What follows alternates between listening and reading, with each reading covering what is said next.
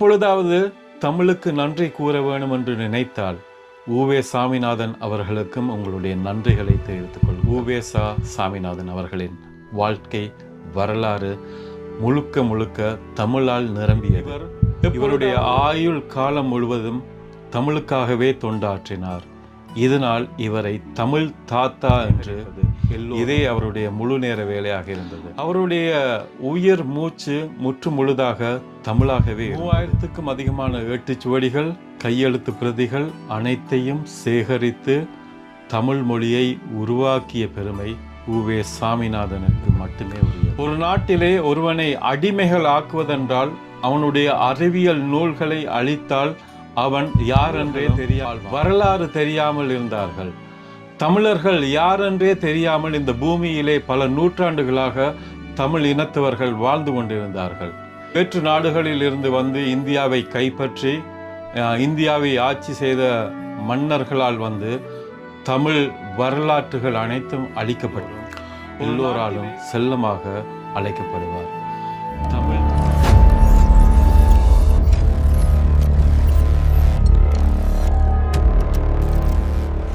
உலகத்திலேயே தமிழுக்காகவே வாழ்ந்த ஒரே மனிதன் வந்து உவே சாமிநாதன் அவர்கள் தான். தன் இளமை காலம் தொட்டே ஜாதி மத இன அனைத்திற்கும் அப்பாற்பட்டு வாழ்ந்து வந்த ஒரு மனிதன் தான் சாமிநாதன்.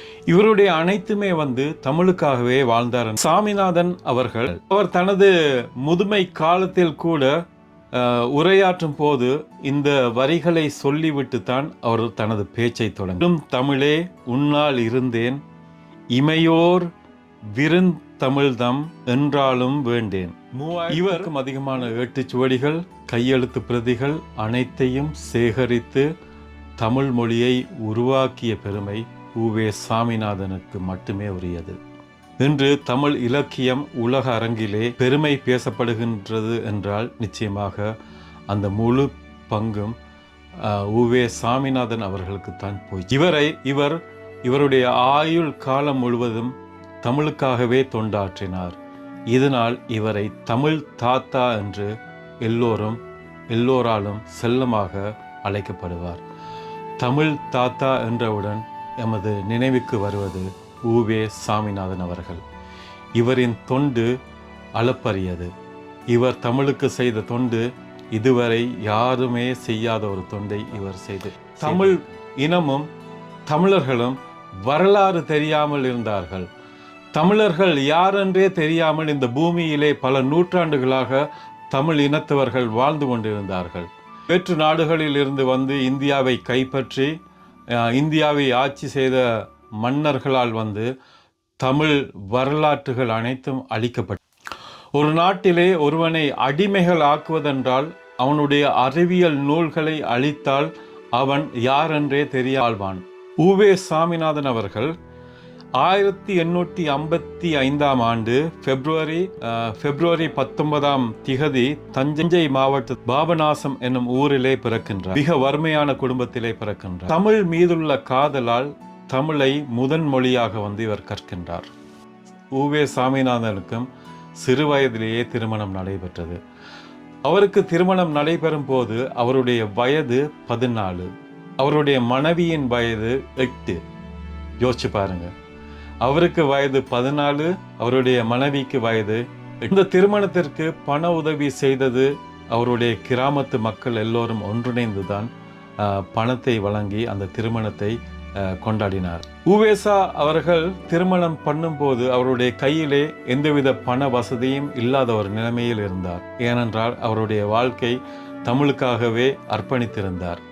தமிழை ஆராய்ச்சி பண்ணுவது, தொலைந்து போன ஓலைகளை கண்டுபிடிப்பது, ஓலைகளை சேகரிப்பது, கையெழுத்து பிரதிகளை சேகரிப்பது, இதே அவருடைய முழு நேர வேலையாக இருந்தது. அவருடைய உயிர் மூச்சு முற்று முழுதாக தமிழாகவே இருந்தது. உவே சாமிநாதன் அவர்களின் வாழ்க்கை வரலாறு முழுக்க முழுக்க தமிழால் நிரம்பியது.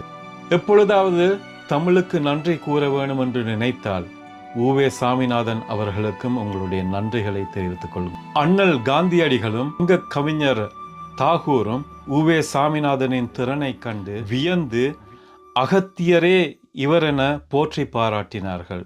நாட்டுக்காக ஓயாது உழைத்த உவே சாமிநாதன் அவர்கள் தனது 87வது வயதில் 1942 ஆண்டு ஏப்ரல் 28ஆம் தேதி விண்ணுலகம் சென்றார். உலகத்தில் வாழுகின்ற அனைத்து தமிழ் மக்கள் சார்பாகவும் தமிழ் பேசுகின்ற மக்கள் சார்பாகவும் எனது நன்றிகளை உவே சாமிநாதன் அவர்களுக்கு வழங்குகின்றேன். என்னுடைய காணொளியை பார்த்து மகிழ்ந்த அனைவருக்கும் நன்றிகளை தெரிவித்துக் கொள்கின்றேன். மற்றொரு நிகழ்ச்சியில் உங்கள் அனைவரையும் சந்திக்கும் வரை நன்றி வணக்கம் கூறி விடைபெறுவது உங்கள் அன்பின் சுரேஷ்குமார். நன்றி வணக்கம்.